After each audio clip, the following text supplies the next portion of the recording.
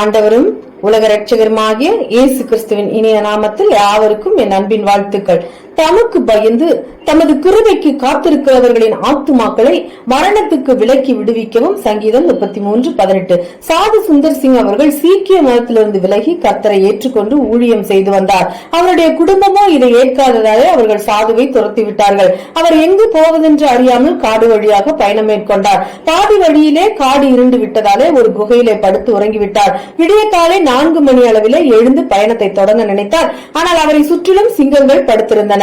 அவர் பயந்து போய் செய்வது அறியாமல் இருக்கும் பட்சத்தில் கர்த்தர் இவரை நோக்கி, உன்னை இரவு முழுவதும் ஒரு சேதமின்றி காத்த எனக்கு காலை வரை காக்க மாட்டேனா என்கிறார். உடனே ஆமா ஆண்டவனே என்று சொல்லி மறுபடியும் உறங்கி காலையிலே எழுந்து பார்த்தார். ஒரு மிருகமும் அங்கே இல்லை.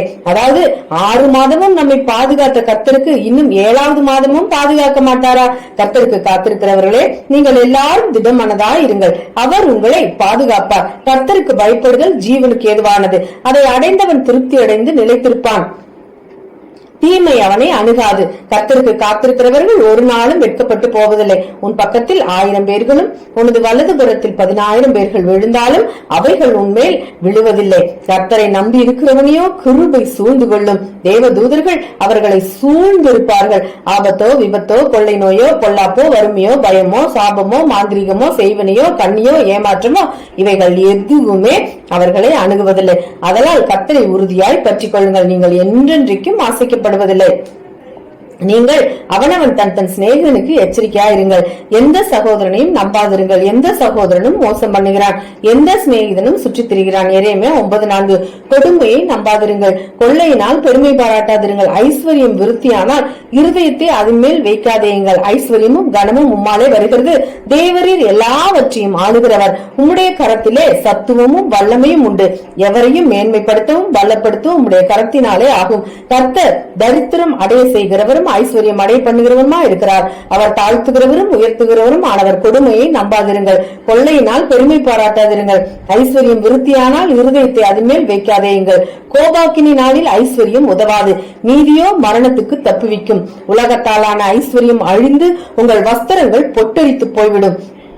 தேவனுடைய நாமமும் உபதேசமும் தூஷிக்கப்படாதபடிக்கு அடிமைத்தன நுகத்தில் இருக்கிறப்பட்ட வேலைக்காரர் யாவரும் தங்கள் எஜமான்களை எல்லா கணத்திற்கும் பாத்திரர் என்று எண்ணக்குள்ளி கடவர்கள்.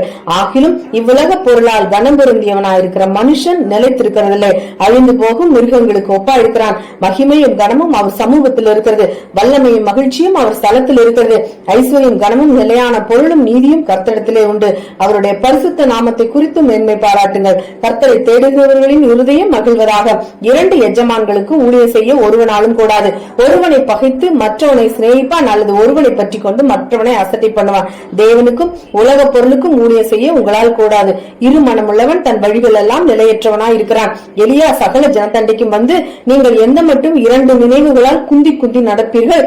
கர்த்தர் தெய்வமானால் அவரை பின்பற்றுங்கள், பாகால் தெய்வமானால் அவனை பின்பற்றுங்கள் என்றான்.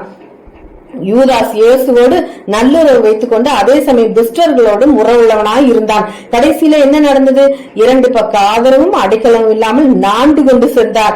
2 எஜமான்களுக்கு ஊழியம் செய்வது என்பது கூடாத காரியம், ஆபத்தானதும் கூட. எப்படி எனில் ஒரே நேரத்தில் இருதரத்தாரும் பிரியமாய் நடந்து கொள்வது என்பது சாத்தியமல்ல.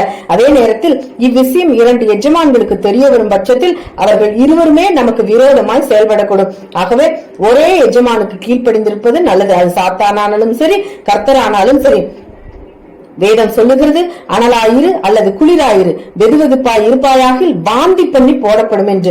மேலும் இவ்வுலகத்தின் எஜமானனுக்கு விசுவாசமாய் இருப்போமாகில் பாதாளம் நமக்கு நிரந்தர இடமாவது நிச்சயம். அல்லது பரலோகத்தின் எஜமானனுக்கு விசுவாசமாய் இருப்போமாகில் பரலோகம் நமக்கு உறுதி.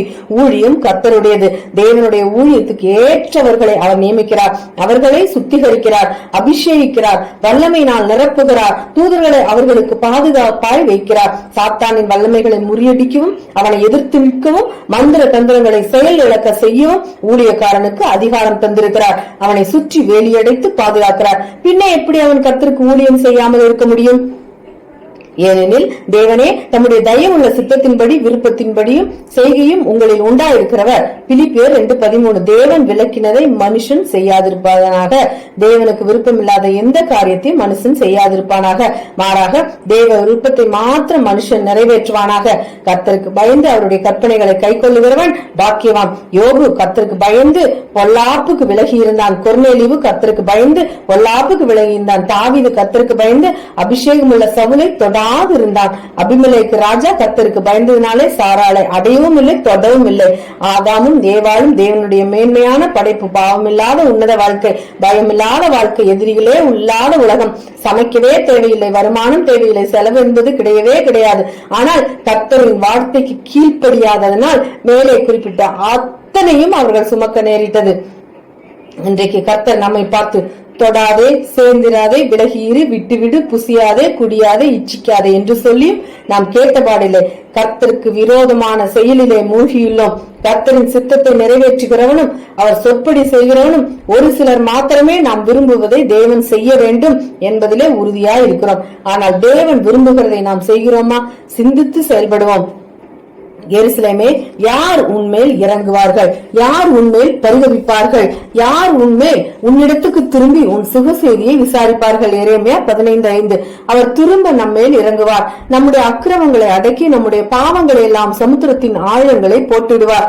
தேவஜனமே, யார் உன்மேல் இறங்குவார்கள்? யார் உன்மேல் பரிதபிப்பார்கள்? யார் உன்னிடத்துக்கு திரும்பி உன் சுக செய்தியை விசாரிப்பார்கள்? நாம் கர்த்தருக்கு விரோதமா எத்தனையோ துரோகங்களும் பாவங்களும் செய்திருந்தும் கர்த்தர் அவைகளையெல்லாம் மன்னித்து மறந்து இன்னமும் நமக்காக பிதாவினிடத்தில் பரிந்து பேசிக் கொண்டிருக்கிறார். நாம் கெட்டவராய் இருந்தும் பொல்லாத செய்யக்காரராய் இருந்தும் கர்த்தர் நம்மை வெறுக்காம இன்னமும் நம்முடைய மனம் திரும்புதலுக்காக காத்திருக்கிறார். காரணம், நாம் அனைவரும் அவருடைய கரத்தின் சிருஷ்டிப்பும் அவருடைய சொந்த பிள்ளைகள் ஆகும். ஆகவே கர்த்தர் நிச்சயமாய் உங்களுக்காக இருவார். அவர் உங்களுக்காக வழக்காடி நீதி செய்வார். அவர் உங்கள் மேல் மனதுருகுகிற தேவன். அவரை நம்பினவர்களுக்கும் அவருக்காக காத்திருக்கிறவர்களே கர்த்தர் ஒரு நாளும் கைவிட மாட்டார். தேவ